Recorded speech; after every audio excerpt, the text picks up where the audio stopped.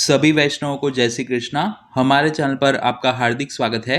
आज हम शीतकाल में श्री प्रभु को भोग धर सके वैसी अनसकड़ी विभाग की सामग्री बेसन का मान भोग यानी कि शीरा सिद्ध करेंगे। तो सबसे पहले एक सॉसपैन में मैंने 1 कप बारीक समारा हुआ गुड़ लिया है। उसमें गुड़ से 2.5 गुना यानी कि 2.5 कप जल पधराएंगे और धीमी आंच पर जब तक गुड़ जल में अच्छे से मेल्ट हो जाए तब तक हम उसे चम्मच की मदद से चलाते रहेंगे। शीतकाल में हम श्री प्रभु को गुड़ की सामग्री विशेष रूप से भोग धरते हैं। अगर आपको गुड़ का उपयोग ना करना हो तो बिल्कुल इसी तरीके से आप 1 कप शक्कर और 2.5 कप जल का उपयोग करके सामग्री सिद्ध कर सकते हैं। 5 मिनट के बाद अब गुड़ अच्छे से मेल्ट हो गया है। उसे बहुत ज़्यादा गाढ़ा नहीं करना है। इस स्टेज पर हम गैस बंद करेंगे और उसे ढक्कन लगाकर रखेंगे। अब एक हैवी बॉटम कढ़ाई में मैंने 1 कप छाना हुआ बेसन और 2 टेबलस्पून बारीक रवा लिया है। रवा की जगह पर आप सूजी का भी उपयोग कर सकते हैं। अब उसे 2 से 3 मिनट के लिए धीमी आंच पर ड्राई रोस्ट करेंगे यानी कि भून लेंगे। ऐसा करने से जो शीरा है उसका टेक्सचर ज़्यादा अच्छा आएगा और फ्लेवर भी बहुत अच्छा आएगा। बेसन भुनने की खुशबू आए फिर गैस बंद करके उसे एक प्लेट में निकालेंगे। अब उसी कढ़ाई में हम आधा कप मेल्ट किया हुआ देसी घी गरम करेंगे।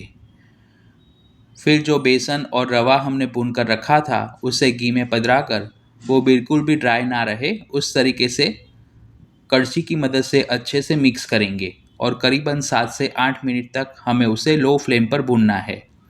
अभी बेसन का रंग हमें पीला दिख रहा है, लेकिन जैसे जैसे हम उसे भूनते जाएंगे वो थोड़ा ब्राउनिश हो जाएगा और उसमें से घी सेपरेट होता हुआ दिखेगा।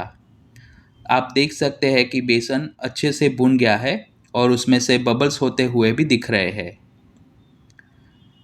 इस स्टेज पर हम उसमें समारे हुए काजू और किशमिश पधराएंगे।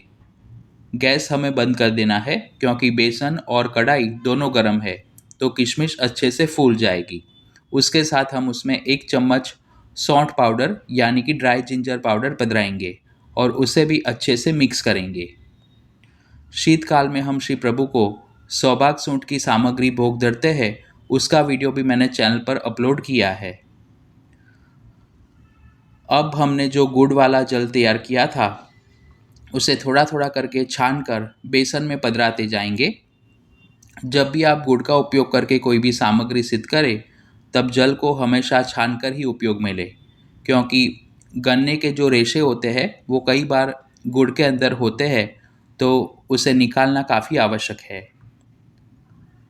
इस तरह से 2 से 3 बार में हमने सारा जल पधरा दिया है। अगर आप गुड़ की जगह शक्कर का उपयोग कर रहे हो तो इस हलवा में आप जल की जगह दूध का भी उपयोग कर सकते हैं, लेकिन गुड़ के साथ हमेशा जल का ही उपयोग करें। अब बेसन के बिल्कुल भी लम्स ना रहे उस तरीके से जल को अच्छे से मिक्स करेंगे और धीमी आंच पर हलवा को पकाएंगे। कुक करते वक्त थोड़ा थोड़ा घी पधराते जाए और इस तरह से चलाते रहे। ये हलवा का टेक्सचर हम एकादशी व्रत में राजगिरा का शीरा बनाते हैं बिल्कुल वैसा ही आता है। पहले हमने आधा कप घी लिया था और फिर थोड़ा थोड़ा करके पाव कप यानी कि इतना शीरा सिद्ध करने में टोटल पौना कप घी की आवश्यकता रहती है। अब हलवा अच्छे से कुक हो गया है और उसमें से घी भी सेपरेट होता हुआ दिख रहा है। उसे ओवर कुक ना करें वरना ठंडा होने के बाद वो सख्त हो जाएगा। आखिर में हम उसमें आधा चम्मच इलायची का पाउडर सुगंधी के लिए पधराएंगे और उसे मिलाकर गैस बंद करेंगे। इसमें हमने दूध का उपयोग नहीं किया, इसलिए इस सामग्री को हम 3 से 4 दिन तक रेफ्रिजरेटर में स्टोर कर सकते हैं, लेकिन श्री ठाकुर जी को हमेशा ताज़ी सामग्री भोग धरने का ही आग्रह रखें। हलवा को एक पात्र में साज कर ऊपर से बादाम की पाचरी से सजावट करेंगे। तो शीतकाल में आप भी ये सामग्री श्री प्रभु को भोग धरने के लिए घर पर अवश्य सिद्ध करें। वीडियो पसंद आया हो तो उसे लाइक और शेयर करना ना भूलें। चैनल पर पहली बार आए हो तो उसे सब्सक्राइब करके बेल आइकन पर क्लिक करें। धन्यवाद।